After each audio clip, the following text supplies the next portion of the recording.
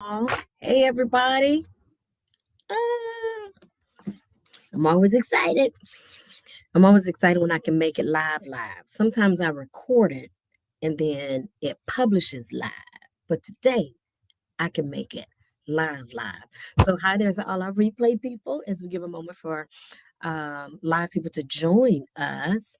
And all this week we have been sampling new music. So, we're going to sample this song again today, and y'all give me some feedback. So again, today is live. So sometimes I have to pre-record it and then publish it live so it comes to you at 12:30.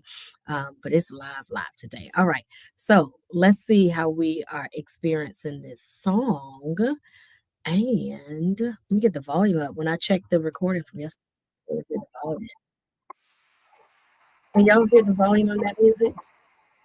I love myself so much that I can love you so much. Can y'all hear that? You can love you so much.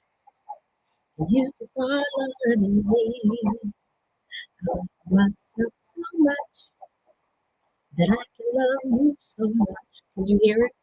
You can love me so much. You can love you so much. And you can start loving me. Love is the idea in the divine mind, the universal oneness. Do you hear the music in my voice? Or just the music? Or just my voice? Let me know. Working with technology. Love is the idea in divine mind, the universal oneness. I am the center, radiating center, radiating center of love. I love myself so much that I can love you so much. You can love you so much. You can start loving me. I love myself so much that I can love you so much. You can love you so much. You can feel loving me. Love is the idea and divine love of universal oneness. Can y'all hear the instrumental music, or just my voice? Love is the idea and divine love of universal oneness. I am a center, a radiating center of love. I love myself so much that I can love you so much. You can love you so much. You can start loving me. I love myself so much that I can love you so much. You can love you so much. You can start loving me. All right, so y'all give me some feedback. Are y'all feeling that as a possible new theme song? Can you hear the music as I'm playing it? Yesterday it seemed like you couldn't hear the music, only my voice. Okay. All right, so let me know. Well, let's get into today's teaching. So we are we are towards the end of our time together with this book. Okay, we're getting ready to go to this book. So everybody get ready. So we're finishing up. We've been reading in Kingdom Principles for Living the Divine Life. Okay, that's what we've been reading. We're on day 44 today, and when I see you again next week, we'll be here. Okay, Paulette says I love myself. Yes. Okay. All right, there you can start. Yes, that's the song. Okay, so Nzinga says you can only hear me, you can't hear the music. Okay, so we'll work on that. Sorry about that. All right, so we'll work on that since you can't hear the music, you can only hear my voice. All right. We'll work on that. So next week when we get back together, we're going to be in this book, Life Changing Prayer. So we're going to go back to this. Some of you remember we did some work in this a while back on first of the year, near the first of the year. So we're coming back to that near the end of last year, first of this year. So we're coming back to this. So if you have a copy, pull out your copy because this is where we're coming back to here and in the daily download. Today, we're helping to wrap up where we've been with Kingdom Principles for Living the Divine Life. And I have been favoring the subtitle Kingdom or Chaos. So I desire to live not in chaos. I do not desire to live in chaos. I desire to live in kingdom. And kingdom doesn't curse the chaos. Kingdom evolves the chaos into definition and meaning. Chaos is order waiting to be deciphered. It is peace waiting to be discovered. It is wealth and provision, harmony and health waiting to be discovered. All right. That's the way I see it. And so these principles help you to discover that kingdom is righteousness, right consciousness, peace in the midst of whatever is happening, the chaos and otherwise, and joy in the midst of the sorrow. It is righteousness, peace, and joy in the flow of spirit, in the flow of the Holy Ghost, in the flow of love, because God is love. All right. And so the principles that we've been looking at, they help you. They help you to tap into that flow, that kingdom flow, so that you can experience, step into chaos, and then help order it, direct it into a higher formation, if you will. All right. So that's what we've been practicing. So in order to do that, we have taken some time to acknowledge the principle of divine nature, the principle of divine purpose, the principle of divine order, principle of divine time, and the principle of divine placement, the principle of divine provision, and now the principle of divine protection. And as we've been looking at the principle of divine protection, we've been working with FEAR, FEAR, false evidence appearing real. That's what we've been working with. Okay. Hey, y'all, it's good to see y'all. I can see y'all live today. So sometimes I pre-record this and then publish it live because of my work schedule. But today I'm live.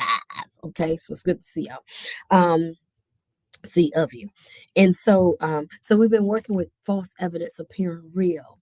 And one of my favorite versions so far from our reading was the other day when we were talking about visualization, the power that was from day 42, the power of visualization. And I told y'all how when I was a little girl, I thought Darth Vader was in my closet until visualization came. When mom and daddy turned on the light, when they turned on the light, I got a new vision.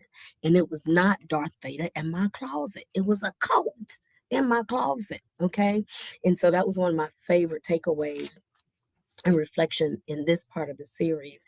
Yesterday, we were talking about not being afraid of people, not being afraid of people. So you use your visualization and meditation so that you can see the situation differently. And perhaps it is not Darth Vader, it's just a coat in the closet. And you use this to also see people differently.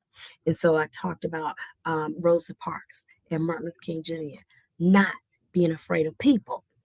Well, we don't want to do that. You know so and so. You know what so and so. Not being afraid of people. Today, I'm going to connect that not being afraid of people, also not being afraid of places. Today's reading is not being afraid of places. Talks about how Jesus was not afraid to go to Jerusalem and not go to the synagogue and so forth.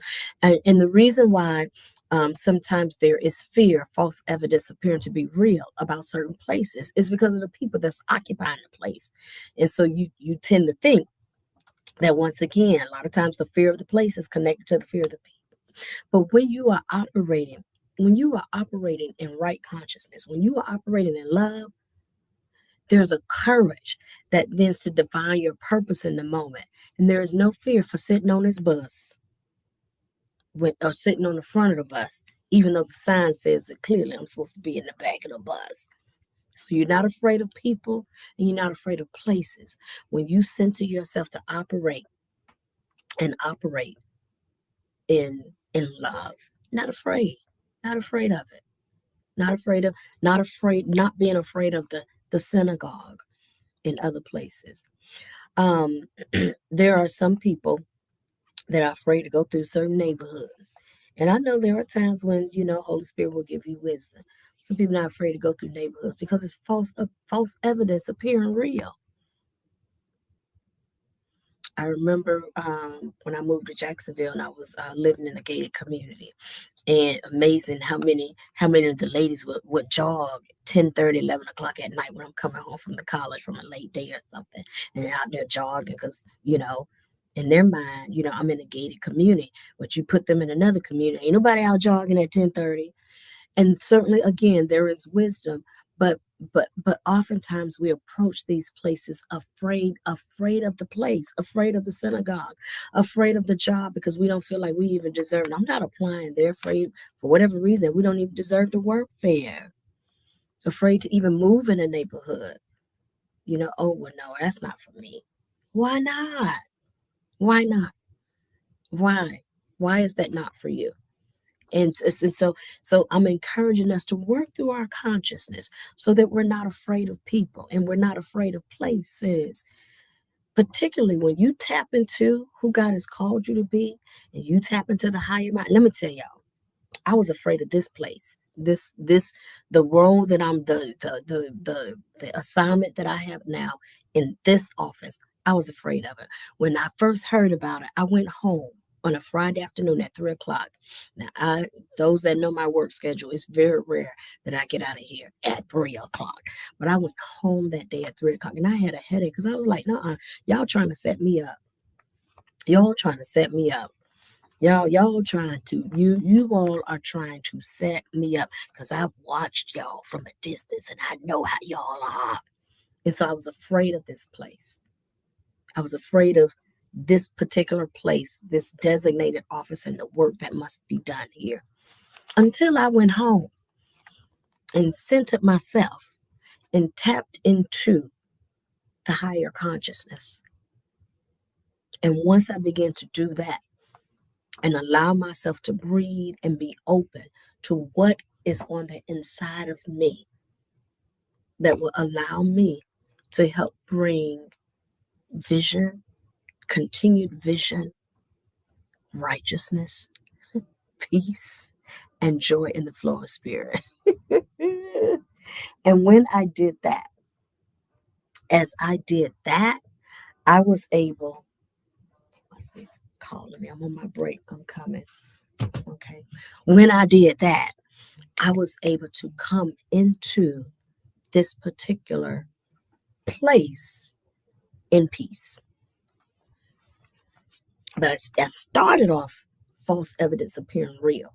How many opportunities are you running from because of false evidence appearing to be real? How many opportunities are you running from? Stop running. Stop running from opportunities. Stop running. Stop it. Forget everything and run. That's another acronym. That's exactly what people do. Forget everything and run. Stop running. Center yourself. There's something in for this place. And when you can tap into that, fear leaves. Perfect love casts out fear. All right, I gotta go, y'all. I bless y'all. Thank y'all so much. I need to go. I need to prep for this next meeting coming up here. But it is my pleasure to share my reflections, my observations, and my notes with you. I pray that you have a blessed weekend. I'll be back. Hopefully, I can come back live on Monday to share with you. We will be in our we'll start a new conversation. We've been in this book before. We're going to go back to it. Life-changing prayers. We're going back to this because we're getting ready for convocation, y'all. We got our conference and holy convocation coming up. We got one more week before convocation. So I'm so excited. I pray that you all are excited. I pray that many of you are going to be joining us as well. If you're not going to join us physically, you can join us virtually. And so, matter of fact, I'll make sure I share the information on the Midday Moment page. All right. Y'all take care. I love you and I bless you. Thank you so much for being with me today. Hearts to each of you. Take care, everybody. God bless you.